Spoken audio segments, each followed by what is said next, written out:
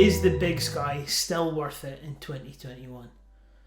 I've had the BigSky myself for over 7 years, used it in multiple settings, from church to recording sessions to playing out live with bands, and it's become an integral part of my sound.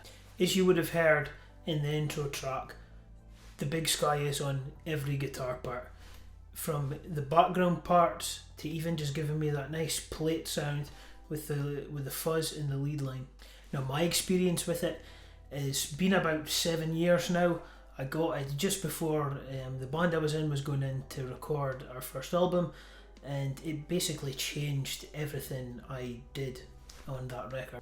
Since then, it's become a massive part of my sound, and I don't think it's a pedal that will ever leave my board unless they come out with a BigSky 2.0 that sounds a lot better. From the stereo inputs and outputs to being able to be MIDI controlled, the BigSky's a really handy piece of kit to have on your board.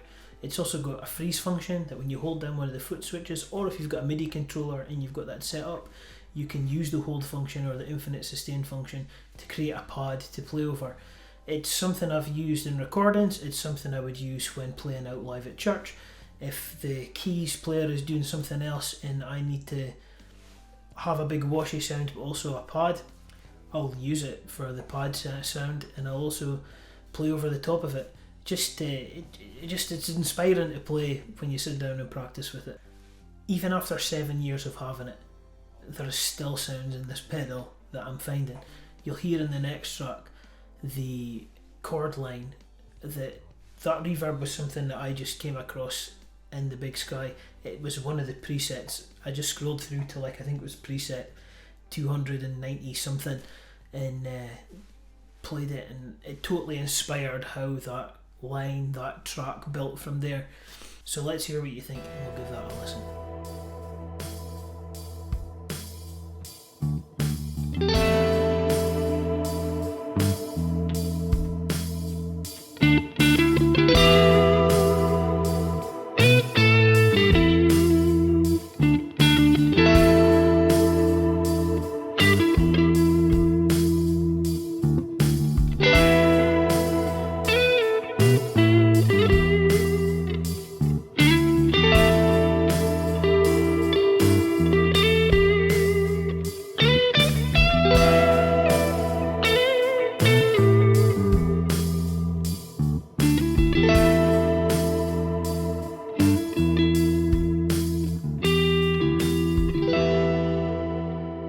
Answer the question, is the BigSky still worth it in 2021? I definitely think it is.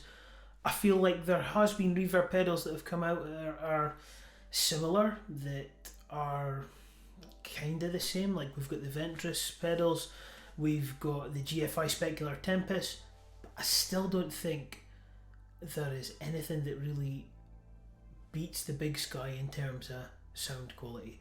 I feel like that even though pedals are getting better, I still feel like the BigSky has this place, and I know people who are in the same boat as me that have had it for years and that have gotten so used to the sounds. The sounds are literally everything that we looked for in a reverb pedal at the time it came out, and nothing's really bet it.